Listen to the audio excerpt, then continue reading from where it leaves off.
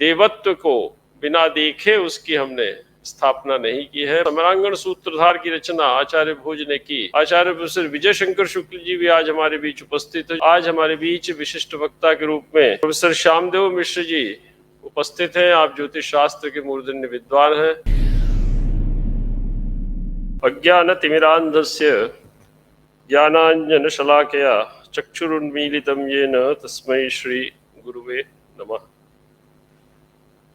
भारत अध्ययन केंद्र और हेरिटेज सोसाइटी पटना के संयुक्त तत्वावधान में भारतीय वास्तुविद्या के आध्यात्मिक स्वरूप पर आयोजित इस विशिष्ट व्याख्यान में उपस्थित समस्त विद्वानों का मैं हार्दिक अभिनंदन एवं स्वागत करता हूं।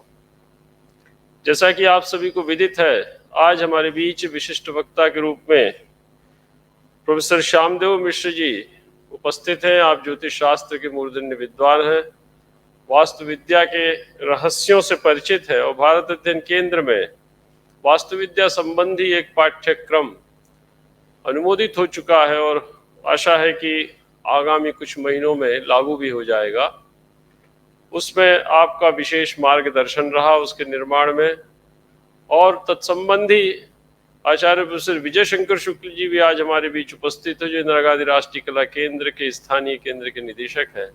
आपने भी उस वास्तुविद्या संबंधी पाठ्यक्रम के संपूर्ण स्वरूप को, प्रारूप को अंतिम रूप देने में हमारी अद्भुत सहायता की, जिसके बल से हम उस पाठ्यक्रम को आगे बढ़ाने में सफल हुए।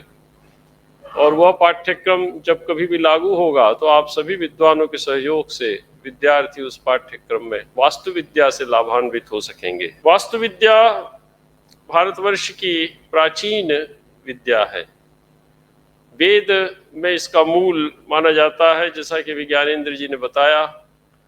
लेकिन परवर्ती वाङ्मय में जब हम देखते हैं तो समरांगण सूत्रधार की रचना आचार्य भोज ने की और संपूर्ण वास्तुविद्या के स्वरूप को उसमें प्रस्तुत किया। यदि हम अर्थशास्त्र को देखते हैं तृतीय शताब्दी ईसा पूर्व, तो वहां पर भी पुर और जनपद के निर्माण का उल्लेख आचार्य कौटिल्य ने किया है कि कैसे हम पुर का निर्माण करें, जो कि राज्य के प्रधान व्यक्तियों के निवास का स्थान होता था, और कैसे हम सामान्य जनता का निवास स्थान जनपद का निर्माण करें। इस पर भी आचार्य कौटिल्य ने विचार किया। 10 दिशाएं हैं, 10 दिशाओं के 10 देवता माने जाते हैं और 10 दिग्गज माने जाते हैं। इस प्रकार की परिकल्पना हमारे यहाँ है।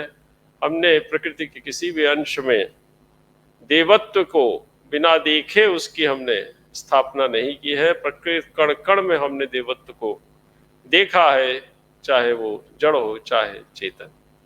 तो इस परिकल्पना से चलने वाली जो सनातन परंपरा है, उसमें वास्तुविद्या के आध्यात्मिक महत्व, ये कोई कोरी कल्पना नहीं है, दिखावा नहीं है, अपितु इसके पीछे एक सोची समझी आध्यात्मिक भूमिका है।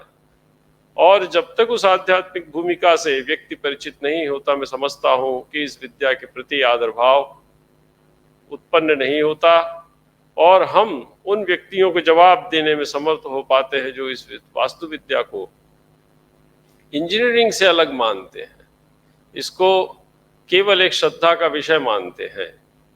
इसके पीछे भी एक तार्किक आधार है और आज के इस व्याख्यान से हम उस तार्किक भूमिका को प्रस्तुत करने में समर्थ होंगे। मुझे विश्वास है।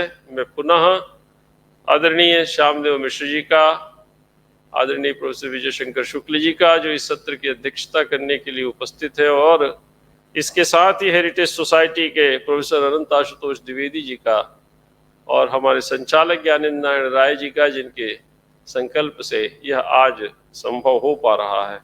हार्दिक अभिनंदन एवं स्वागत करता हूँ। सभागार में एमए हिंदू स्टडीज के सभी छात्र उपस्थित हैं। हमारे फेलोज उपस्थित हैं, doctor Amit Kumar Pandey ji, doctor Gita Yogesh Bhatt ji, doctor Jaya Pandey ji. इन सभी का मैं हार्दिक अभिनंदन एवं स्वागत करता हूँ।